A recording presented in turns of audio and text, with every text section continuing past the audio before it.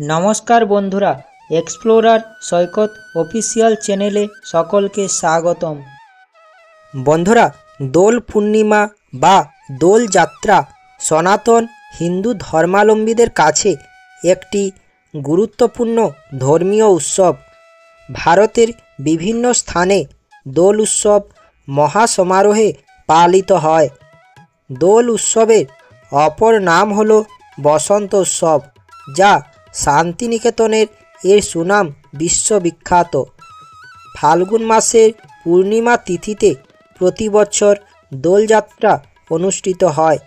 বৈষ্ণবদের মতে দোল পূর্ণিমার দিন শ্রীকৃষ্ণ আবির নিয়ে শ্রী রাধা ও অন্যান্য গোপীদের সঙ্গে রং খেলায় মত্ত ছিলেন। সেখান থেকেই দোলযাত্রার শুরু হয়। 1486 সালে 18 ফেব্রুয়ারি দোল পূর্ণিমা তিথিতে শ্রী চৈতন্য মহাপ্রভুর জন্মগ্রহণকে কেন্দ্র করে এই মহোৎসব পালন করা হয়। এই তিথিকে গৌর পূর্ণিমাও বলা হয়। বন্ধুরা, এই বছর 2025 সালে দোল পূর্ণিমার দিনে চন্দ্রগ্রহণ। সেই জন্য আপনারা ভাবছেন দোল পূর্ণিমা কখন পড়েছে এবং পুজো করার সঠিক সময় কখন। আজ আপনারা এই ভিডিওতে জানতে পারবেন এই বছর দোল পূর্ণিমা তিথি কবে ও কখন পড়েছে, দোল পূর্ণিমার পূজা কখন করা উচিত এবং দোল পূর্ণিমার পিছনে কোন কাহিনী রয়েছে তা এই ভিডিওতে আপনারা জানতে পারবেন। সেই জন্য ভিডিওটি শেষ পর্যন্ত দেখুন। বন্ধুরা, সবার প্রথমে আপনাদের জানাবো এই বছর 2025 সালে পঞ্জিকা মত অনুসারে কবে ও কখন দোল পূর্ণিমা পড়েছে। এই বছর 2025 সালে দোল পূর্ণিমা তিথি শুরু হচ্ছে আগামী 13 মার্চ বাংলার 28 ফাল্গুন বৃহস্পতিবার সকাল 10:24 দোল পূর্ণিমা তিথি থাকবে 14 মার্চ বাংলার 29 ফাল্গুন শুক্রবার সকাল 11:35 পর্যন্ত। সেই জন্য বৃহস্পতিবার সকালে পূর্ণিমা তিথি পড়লেও উদয়া তিথি অনুসারে 14 মার্চ বাংলায় 29 ফাল্গুন শুক্রবার দিন পূর্ণিমা তিথি পালিত হবে। পূর্ণিমা তিথি সকাল 11:35 পর্যন্ত থাকবে। সেই জন্য পূর্ণিমা তিথি পালন করবেন শুক্রবার দিনে এবং হোলি উৎসবে তার পর থেকে পালিত হবে। বন্ধুরা, এই দোল পূর্ণিমা তিথির বিশেষ অংশ হল নেড়া পোড়ানো বা হোলিকা দহন উৎসব। এই নেড়া পোড়ানো বা হোলিকা দহন উৎসব পালিত হবে 28 ফাল্গুন ইংরেজির 13 মার্চ বৃহস্পতিবার সন্ধ্যা 5:41 থেকে রাত্রি 7:17 মধ্যে। সেই জন্য এই বছর 28 ফাল্গুন বৃহস্পতিবার দিনে এই সময়ের মধ্যে হোলিকা দহন বা নেড়া পোড়ানো কাজটি সম্পন্ন করা প্রয়োজন। বন্ধুরা, এই বছর দোল পূর্ণিমার দিনে থাকবে চন্দ্রগ্রহণের ছায়া। এই বছরের প্রথম চন্দ্রগ্রহণ দোল পূর্ণিমার দিনে। চন্দ্রগ্রহণ শুরু হচ্ছে শুক্রবার দিন সকাল 10:29 থেকে দুপুর 2:18 পর্যন্ত। বন্ধুরা, চন্দ্রগ্রহণ যেহেতু দিনের বেলায় হবে সেই জন্য আমাদের দেশে তা দেখা যাবে না। শাস্ত্রীয় মতে সমস্ত গ্রহণকে অশুভ বলা হয়। সেই জন্য দোল পূর্ণিমার পুজো চন্দ্রগ্রহণ শুরু হওয়ার আগেই সম্পন্ন করবেন, মানে সকাল 10:29 আগে সম্পন্ন করবেন। দোল পূর্ণিমা মা লক্ষ্মীরও খুবই প্রিয়। বন্ধুরা, আপনার বাড়িতে যদি রাধাকৃষ্ণের মূর্তি বা মা লক্ষ্মীর মূর্তি থাকে তাহলে রাধাকৃষ্ণ ও মা লক্ষ্মীর উদ্দেশ্যে আবির নিবেদন করবেন। পঞ্জিকা মতে এই বসন্ত উৎসব পূর্ণিমার দিন বিশেষভাবে সত্যনারায়ণের পুজোর বহু বাড়িতে আয়োজন করা হয়। বাড়িতে অনেকে বিষ্ণু দেবতা ও শ্রীনারায়ণকে এই শুভ তিথিতে পুজো দেন।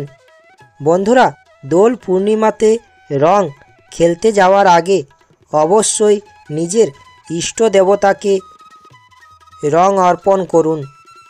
ইষ্ট দেবতার চরণে দেওয়ার পরেই আপনি আপনার গায়ে এই দিন রং মাখুন। বন্ধুরা, এবার বলবো হোলি উৎসবের বিভিন্ন রঙের গুরুত্ব। নীল রং দিয়ে দোল খেললে শনিদেবের কৃপা লাভ করবেন এবং সবুজ রং সমৃদ্ধি ও পজিটিভ এনার্জির প্রতীক। এই রং দিয়ে দোল খেললে কারোর সঙ্গে ভুল বোঝাবুঝি থাকলে তা কেটে যায় এবং পার্পেল রং আত্মবিশ্বাস ও সমতার প্রতীক। হীনমন্যতা থেকে মুক্তি পেতে এই রং দিয়ে দোল খেলা ভালো। গোলাপি রং মনের শক্তি বাড়ায়। এই রং প্রেম গাঢ় করতেও সাহায্য করে। লাল রং দিয়ে দোল খেললে মঙ্গলের কৃপা লাভ করা যায়। এই রং মনকে শান্ত করে এবং হলুদ রং হলো শ্রীকৃষ্ণের প্রিয়, আনন্দ ও জ্ঞানের প্রতীক এই রং। বন্ধুরা, এবার আপনাদের জানাবো দোল পূর্ণিমা নিয়ে পৌরাণিক যে কাহিনী রয়েছে। দোল সাধারণত পূর্ণিমা তিথিতে পালন করা হয়। দোল এবং হোলি দুটি আলাদা অর্থ হলেও দুটি এক জিনিস। এর পেছনে কারণও এক। হোলি কথাটি হোলিকা থেকে সৃষ্টি হয়েছে। হোলিকা ছিলেন মহর্ষি কাশ্যপ এবং দিতির ছেলে হিরণ্যকশিপুর বোন, আর হিরণ্যকশিপুর ছেলে ছিল প্রহ্লাদ। প্রহ্লাদ অসুর বংশে জন্মগ্রহণ করা সত্ত্বেও তিনি ছিলেন শ্রী বিষ্ণুর ভক্ত। এর জন্য তার পিতা তার উপর খুবই ক্রুদ্ধ ছিলেন, কারণ সে প্রভু বিষ্ণুকে তার বাবার স্থান দিয়েছিলেন। তাই তার পিতা সিদ্ধান্ত নিয়েছিলেন নিজের ছেলেকে হত্যা করবে। প্রহ্লাদ ছিলেন খুবই ধার্মিক, তাই তাকে হত্যা করা সহজ ছিল না। কোনোভাবেই তাকে হত্যা করা যাচ্ছিল না। তাই হিরণ্যকশিপুর তার ছেলেকে পুড়িয়ে মারার নির্দেশ দেন। অন্যদিকে হোলিকা বর পেয়েছিলেন যে তার কোনো দিনও আগুনে কোনো ক্ষতি হবে না। তাই প্রহ্লাদকে হত্যা করার জন্য হোলিকা সিদ্ধান্ত নেন যে সে প্রহ্লাদকে নিয়ে আগুনে ঝাঁপ দেবে। এরপর সে প্রহ্লাদকে কোলে নিয়ে একদিন আগুনে ঝাঁপ দেন, কিন্তু হোলিকার বর পাওয়া সত্ত্বেও সেদিন শেষ রক্ষা হয়নি। প্রহ্লাদ শ্রী বিষ্ণুর আশীর্বাদে বেঁচে যায়, কিন্তু আগুনে ভস্ম হয়ে যায় হোলিকা। সে তার বরের অপব্যবহার করার জন্য আগুনে ঝাঁপ দেওয়ার সময় তার বর নষ্ট হয়ে যায় এবং সে পুড়ে ছাই হয়ে যায়। হোলিকার এই কাহিনী হোলিকা দহন নামে পরিচিত। শিবপুরাণ মতে হিমালয় কন্যা পার্বতী শিবকে স্বামীরূপে পাওয়ার জন্য কঠোর তপস্যা করেছিলেন। অন্যদিকে বৈরাগী শিব কঠোর তপস্যায় মগ্ন ছিলেন। দেবতারা জানতেন যে সৃষ্টির কল্যাণের জন্য শিব পার্বতীর বিয়ে জরুরি। এই কারণে দেবতাদের পরামর্শে কামদেব শিবের তপস্যা ভঙ্গ করার জন্য তার উপর পুষ্পবাণ নিক্ষেপ করেন। এই বাণ মহাদেবের মধ্যে প্রেম ও কাম বাসনা উৎপন্ন করায় তার তপস্যা ভঙ্গ হয়।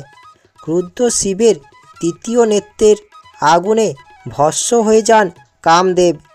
তার স্ত্রী রতির আকুল মিনতি সাড়া দিয়ে কামদেবকে পুনর্জীবন প্রদান করেন মহাদেব।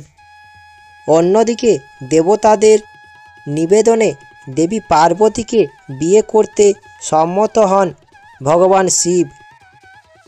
তিথিটি ছিল ফাল্গুন পূর্ণিমা, যাকে উৎসবের মতো উদযাপন করেছিলেন দেবতারা। আশা করি ভিডিওটি শুনে ও দেখে আপনাদের ভালো লাগবে।